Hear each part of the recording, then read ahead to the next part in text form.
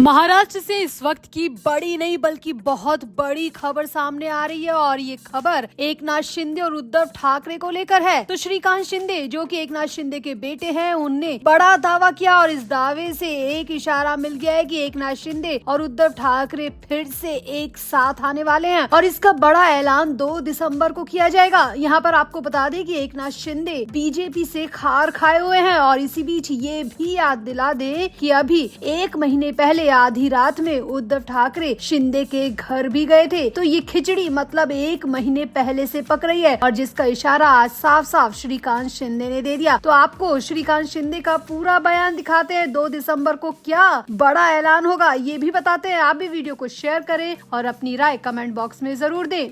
तो महाराष्ट्र में सत्तारूढ़ गठबंधन महायुति में बड़ी दरार पड़ती हुई साफ साफ देखी जा रही है, जिसे छुपाना अब न बीजेपी के लिए और न ही शिवसेना के लिए आसान है। देवेंद्र फडणवीस गुट और एकनाथ शिंदे गुट के नेता लगातार बयान दे रहे हैं, एक दूसरे पर हमले कर रहे हैं। इसी बीच कलह इनकी और तेज होती जा रही है। लेकिन सबसे बड़ी खबर उस वक्त सामने आई जब शिवसेना प्रमुख एकनाथ शिंदे के सांसद बेटे श्रीकांत शिंदे ने बहुत बड़ा बयान दे दिया और इस बयान के साफ साफ मायने हैं कि जल्द ही बहुत बड़ा ऐलान एकनाथ शिंदे की तरफ से किया जाएगा और वो ऐलान ये होगा कि एकनाथ शिंदे फिर से उद्धव ठाकरे के संग हाथ मिलाने जा रहे हैं। जी हाँ, जो पहले से एक पार्टी में रहा करते थे लेकिन उनके बीच में टूट हो गई और अब 2.5-3 साल बाद एक बार फिर से दोनों पार्टियां साथ होने जा रही हैं, यानी कि दोनों शिवसेना फिर से साथ आने वाली है। ये महाराष्ट्र के लिए वाकई में बहुत बड़ी खबर है, क्योंकि सियासी नजरिए से देखा जाए तो एकनाथ शिंदे और उद्धव ठाकरे का साथ आना बहुत बड़ा पासा पलट सकता है और यहाँ पर बीजेपी को बहुत बड़ी दिक्कत का सामना भी करना पड़ सकता है। दरअसल एकनाथ शिंदे ने जो ये बयान दिया है वो बीजेपी नेता के एक बयान के रिएक्शन में दिया है। तो आपको पहले बीजेपी नेता का बयान दिखाते हैं। तो हाल ही में बीजेपी के सीनियर नेता रविंद्र चव्हाण ने कहा था कि उन्हें महायुति को केवल 2 दिसंबर तक बचाने की जिम्मेदारी मिली थी। इस पर श्रीकांत शिंदे ने कहा कि रविंद्र चव्हाण बताएं कि 2 दिसंबर के बाद भी बीजेपी को गठबंधन रखना है या नहीं। चुनाव प्रचार के दौरान मीडिया के सवालों का जवाब देते हुए श्रीकांत शिंदे ने बीजेपी और शिवसेना के बीच चल रही रार को भी स्वीकार किया। उनसे जब सवाल किया गया कि 2 दिसंबर तक ही गठबंधन को बचाकर रखना है, ऐसा रविंद्र चव्हाण ने कहा है, तो इसका क्या मतलब है? तो जवाब में श्रीकांत शिंदे ने कहा, मुझे नहीं मालूम कि उन्होंने क्या कहा, उनसे ही पूछो कि आगे गठबंधन रखना भी है या नहीं। श्रीकांत शिंदे यहीं पर नहीं रुके, उन्होंने कहा कि हमें इस बात का अंदाजा बहुत पहले से था, इसीलिए हमने भी पिछले 1 महीने में अपनी पूरी तैयारी कर ली है। पिछले 1 महीने में हमने अपने आगे बढ़ने के सारे रास्ते खोल कर रख दिए हैं। श्रीकांत शिंदे ने यहाँ पर उद्धव ठाकरे का नाम तो नहीं लिया, लेकिन इशारे में कह दिया कि हमारे पास दोस्तों की कमी नहीं है, हमारे पास पार्टियों की कमी नहीं है, हम फिर से उसी घर में चले जाएंगे जिस घर से हम निकले थे। यानी कि यहाँ पर शिंदे ने साफ साफ कह दिया, बिना नाम लिए ये कह दिया कि वो जिस घर से आए थे उसी घर में चले जाएंगे, यानी कि वो उद्धव ठाकरे की पार्टी से आए थे और एक बार फिर से उद्धव ठाकरे की पार्टी में ही चले जाएंगे। अब महाराष्ट्र में नगर परिषद, नगर पंचायत और नगर पालिका के चुनाव हैं और इसी बीच अगर एकनाथ शिंदे और उद्धव ठाकरे साथ आते हैं तो ये महाराष्ट्र की सियासत के लिए बहुत बड़ी खबर होगी, क्योंकि एकनाथ शिंदे के उद्धव ठाकरे के साथ आने से उनकी ताकत 4 गुना बढ़ जाएगी। जो उद्धव ठाकरे महाराष्ट्र की सियासत में साइड लाइन जैसे हो गए हैं, उन उद्धव ठाकरे को एकनाथ शिंदे के आने से फिर से ऊर्जा मिल जाएगी और 2 पुराने साथी मिलकर इस बीएमसी चुनाव में नया कुछ कर सकते हैं। अब यहाँ पर बार 2 दिसंबर की बात सामने आ रही है। श्रीकांत शिंदे ने भी कहा कि 2 दिसंबर के बाद में गठबंधन रहेगा या नहीं, इसके बारे में बता दिया जाए। वहीं रविंद्र चव्हाण ने भी कहा कि उन्हें महायुति को संभालने की जिम्मेदारी सिर्फ 2 दिसंबर तक ही मिली थी, यानी कि 2 दिसंबर की तारीख महाराष्ट्र की राजनीति के लिए बहुत बड़ी तारीख साबित हो सकती है। यहाँ पर आपको ये भी याद दिला दे कि पिछले महीने उद्धव ठाकरे आधी रात में एकनाथ शिंदे के घर पहुंचे थे और उन्होंने शिंदे से मुलाकात भी की थी, जिसकी खबरें मुंबई मीडिया में काफी छाई रही थी। हालांकि इसका प्रूफ किसी के पास नहीं है। दोनों पार्टी की तरफ से कोई भी आधिकारिक बयान इस मीटिंग को लेकर नहीं आया, लेकिन मुंबई मीडिया में ये खबर जरूर आई थी कि उद्धव ठाकरे आधी रात में एकनाथ शिंदे से मिलने उनके घर पहुंचे थे और अब 1 महीने बाद में वो खबर सच साबित होती दिख रही है, क्योंकि श्रीकांत शिंदे ने साफ साफ कह दिया है कि वो जिस घर से आए थे उसी घर में वापस चले जाएंगे। तो आपका एकनाथ शिंदे और उद्धव ठाकरे के इस महामिलन पर क्या कहना है? क्या वाकई में एकनाथ शिंदे उद्धव ठाकरे से हाथ मिला लेंगे और क्या उद्धव ठाकरे भी खुशी खुशी एकनाथ शिंदे को फिर से गले लगा लेंगे? श्रीकांत शिंदे के इस पूरे बयान के मायने क्या है? आप भी अपनी राय कमेंट बॉक्स में जरूर दें और वीडियो को भी शेयर करें।